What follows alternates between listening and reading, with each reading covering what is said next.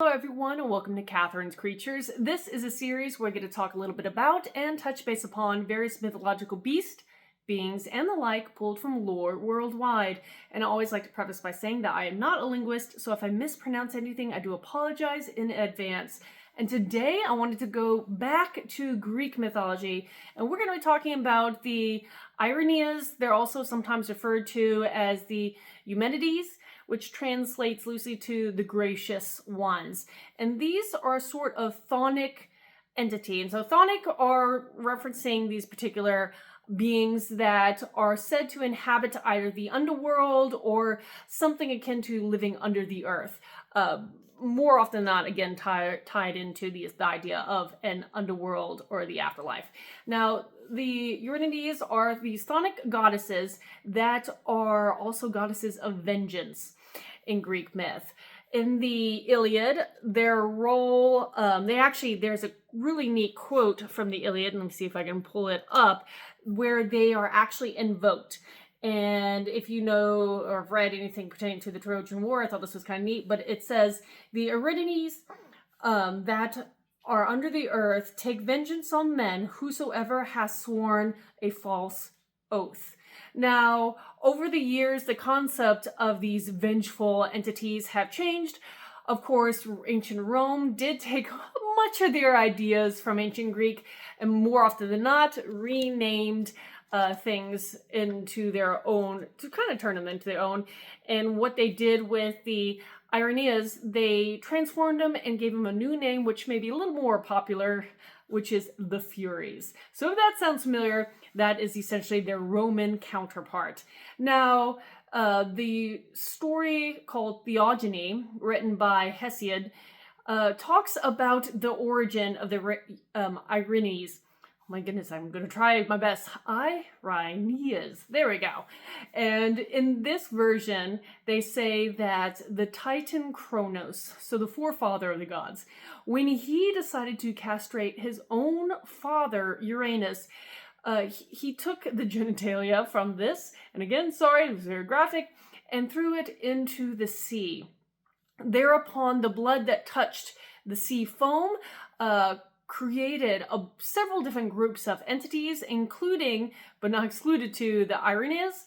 But along with them came certain groups of giants, as well as the Meliae, hopefully again pronounce it, but different groups, and the Meliae kind of are a cluster of nymphs, essentially. So, different kind of entities that came from this very disturbing moment of Greek lore. Now, their origin is debated depending on the writer, and so here's some of the alternatives. The man Apollodorus, he wrote about them saying that they're actually the daughters of Nyx, which is a personification of night. In the Orphic literature, you'll find them being referenced as daughters of Hades and Persephone, so the god and goddess of the underworld, which again ties into the fact that they are thought of these as chthonic entities and beings. Now, again, drastically different origins, but the same kind of purpose, that they are these vengeful spirits.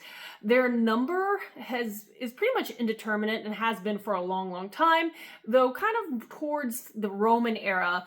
The writer Virgil, who wrote the Aeneid, among other things, but Virgil actually said that there were 3 of them, is the number of choice he did. And so a lot of times we depict them in numbers of 3 nowadays, though that is a little bit more of a quote-unquote modern term, if you think of it, that didn't necessarily, wasn't necessarily believed or labeled in the Greek era as a simple number of 3. They kind of were, their numbers varied. Now, they were thought to live, in many lore, they were thought to live in Erebus, which is essentially the personification of darkness itself. And they are believed to be, because of their storyline, older than the Olympian gods. So they were created before the era of Zeus and Poseidon, and that kind of group. Now, their purpose is that they were supposed to hear the complaints of mortals and then punish crimes. Some of this punishment came about as them going and hounding the culprits relentlessly.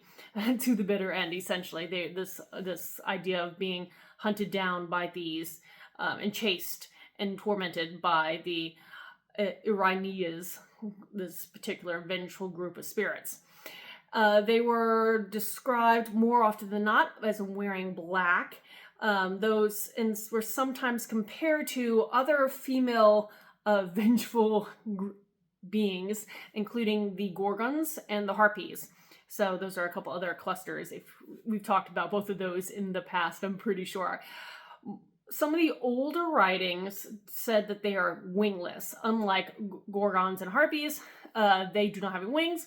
And they were also sometimes described as having hatred that kind of pretty practically dripped out of their eyes. Though, again, this is not always the case. There is a lot of disagreement with everything from the background, their origin, to what they look like. Euripides, as well as Virgil, both wrote about them giving them wings, respectively. Being Virgil was writing more about the Furies, which is the Roman variation after the fact. But point being is, they are spirits of vengeance, these female goddesses, and do not do wrong or else they may come after you. If you have any questions about this or anything else, please post them in the comments below or join me on any of my social media. And until next time, Skål.